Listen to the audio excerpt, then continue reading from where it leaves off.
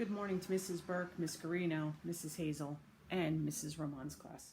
Continuing to read Wonder by RJ Palacio. Today we're starting with page 263. The Woods Are Alive.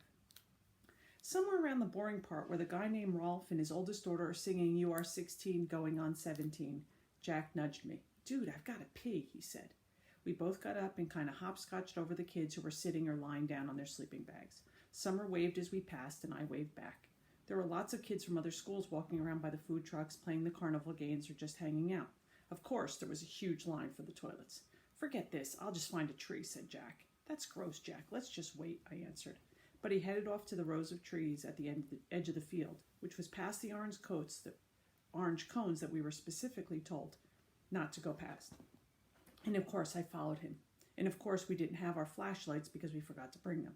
It was so dark now we literally couldn't see 10 steps ahead of us as we walked into the woods. Luckily, the movie gave off some light, so when we saw a flashlight coming toward us out of the woods, we knew immediately that it was Henry, Miles, and Amos. I guess they didn't want to wait in line to use the toilets either. Miles and Henry were still not talking to Jack, but Amos had let go of the war a while ago. He nodded hello to us as they passed by. Be careful of the bears, shouted Henry, and he and Miles laughed as they walked away. Amos shook his head at us like, don't pay attention to them. Jack and I walked a little further until we were just inside the woods. Then Jack hunted around for the perfect tree and finally did his business, though it felt like he was taking forever.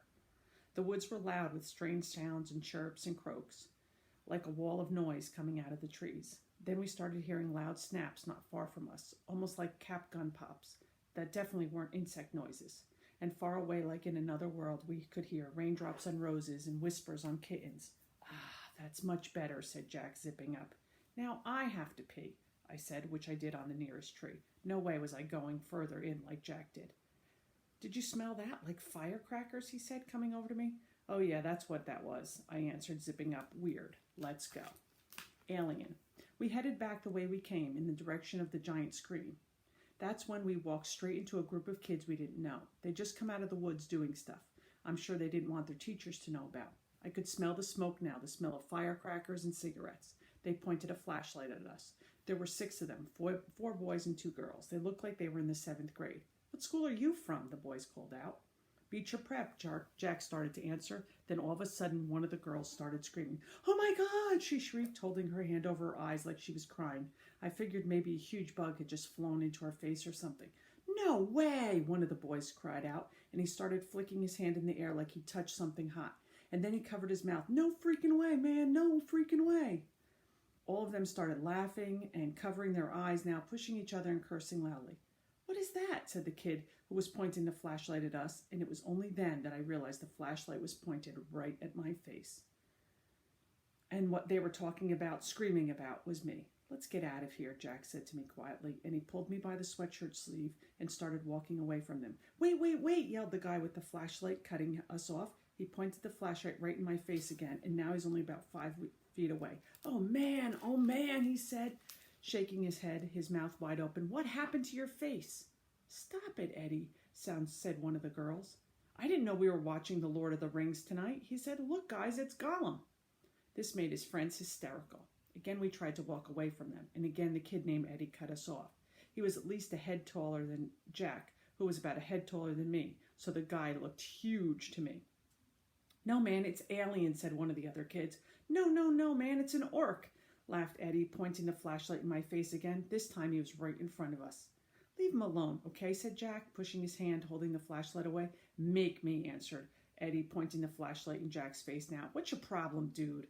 Said Jack. Your boyfriend's my problem. Jack, let's just go, I said, pulling him by the arm. Oh, man, it talks, screamed Eddie, shining the flashlight in my face again. Then one of the other guys threw a firecracker at our feet.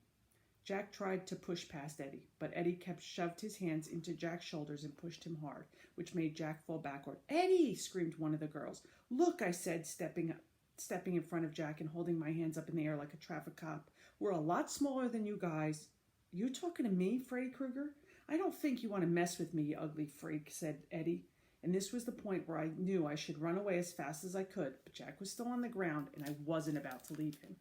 Yo, dude, said a new voice behind us. What's up, man? Eddie spun around and pointed his flashlight toward the voice. For a second, I couldn't believe who it was. "Leave them alone, dude," said Amos, with Miles and Henry right behind him. "Says who?" said one of the guys with Eddie. "Just leave them alone, dude," Amos repeated calmly. "Are you a freak too?" said Eddie. "They're all a bunch of freaks," said one of his friends. Amos didn't answer them, but looked at us. "Come on, guys, let's go. Mr. Tushman's waiting for us." I knew that was a lie, but I helped get Jack up, and we started walking over toward Amos. Then out of the blue, the Eddie guy grabbed my hood as I passed him by, yanking it really hard, so I was pulled backward and fell flat on my back. It was a hard fall. I hurt my elbow pretty bad on a rock. I really couldn't see what happened afterward, except that Amos rammed into the Eddie guy like a monster truck, and they both fell down to the ground next to me. Everything got really crazy after that. Somebody pulled me up by my sleeve and yelled, "Run," and somebody else screamed, "Get him," at the same time. And for a few seconds, I actually had two people pulling the sleeves of my sweatshirt in opposite directions. I heard them both cursing until my sweatshirt ripped, and the first guy yanked me by my arm and started pulling me behind him as he ran, which I did as fast as I could. I could hear footsteps just behind us chasing us, and the voices shouting and the girls screaming, but it was so dark I didn't know whose voices they were, only that everything felt like we were underwater. We were running like crazy. It was pitch black, and whenever I started to slow down, the guy pulling me by the arm would yell, "Don't stop!" Voices in the dark. Finally, after what seemed like forever of running, someone yelled, "I think we lost them." "Amos, I'm right here," said Amos's voice a few feet behind us. "We can stop," Miles yelled from further up. "Jack," I yelled. "Whoa," said Jack, "I'm here. I can't see a thing." "Are you sure we lost them?" Henry asked, letting go of my arm. That's when I realized he'd been the one who was pulling me as we ran. "Yeah, shh, let's listen." We all got super quiet, listening for footsteps in the dark. All we could hear were crickets and frogs and our own crazy panting. We were out of breath, stomachs hurting, bodies bent over our knees. "We lost them," said Henry. "Whoa, that was intense. What happened to the flashlight?" I dropped it. "How did you guys know?" said Jack. "We saw them before. They look like jerks." "You just rammed into him," I said to Amos. "I know, right?" laughed Amos. "He didn't even see it coming," said Miles. "He was like, 'Are you a freak too?' And then you were like, 'Bam,'" said Jack. "Bam," said Amos, throwing a fake punch in the air. But after I tackled him, I was like, "Run, Amos, you smuck. He's 10 times bigger than you." And I got up and started running as fast as I could. We all started laughing. I grabbed Augie and was like, "Run," said Henry.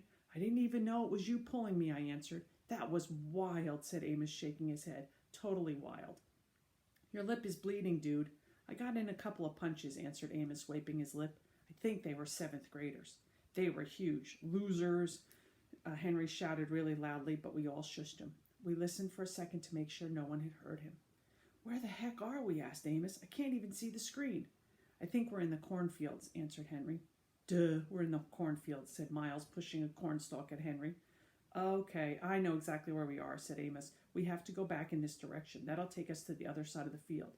"Yo, dude," said Jack, hand high in the air. "That was really cool of you guys to come back for us. Really cool, thanks." "No problem," answered Amos, high-fiving Jack, and then Miles and Henry high-fived him too. "Yeah, dudes, thanks," I said, holding my palm up like Jack just had, though I wasn't sure if they'd high-five me too. Amos looked at me and nodded. "It was cool how you stood your ground, little dude," he said, high-fiving me. "Yeah, Augie," said Miles, high-fiving me too. "You were like, we're littler than you guys." "I didn't know what else to say," I laughed. "Very cool," said Henry. Then he high-fived me too. "Sorry I ripped your sweatshirt." I looked down and my sweatshirt was completely torn down the middle. One sleeve was ripped off and the other was so stretched out that it was hanging down to my knees. "Hey, your elbow's bleeding," said Jack. "Yeah," I shrugged. It was starting to hurt a lot. "You okay?" said Jack, seeing my face. I nodded.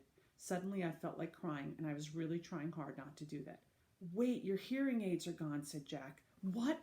I yelled, touching my ears. The hearing aid band was definitely gone. That's why I felt like I was underwater. "Oh no," I said, and that's when I couldn't hold it in anymore. Everything that just happened kind of hit me and I couldn't help it. I started to cry. Like big crying, what Mom would call the waterworks. I was so embarrassed I hid my face in my arm, but I couldn't stop the tears from coming. The guys are really nice to me though. They patted me on the back. "You're okay, dude. It's okay," they said. "You're one brave little dude, you know that?" said Amos, putting his arm around my shoulder. And when I kept on crying, he put both his arms around me like my dad would have done and let me cry. The Emperor's Guard. We backtracked through the grass for a good 10 minutes to see if we could find my hearing aids, but it was way too dark to see anything. We literally had to hold on to each other's shirt and walk in a single file so we wouldn't trip over one another. It was like the black ink had been poured all around. This is hopeless, said Henry. They could be anywhere. Maybe we can come back with a flashlight, answered Amos. No, it's okay, I said. Let's just go back. Thanks, though. We walked back toward the cornfields and then cut through them until we saw the back of the giant screen come into view. Since it was facing away from us, we didn't get any light from the screen at all until we walked around to the edge of the woods again.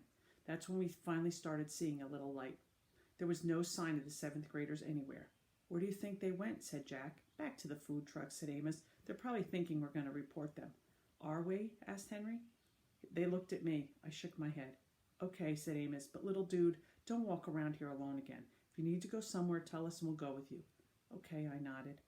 As we got closer to the screen, I could hear high on the hills was a lonely goatherd, and I could smell the cotton candy from one of the concession stands near the food trucks. There were lots of kids milling around in this area, so I pulled what was left of my hoodie over my head and kept my face down, hands in pocket.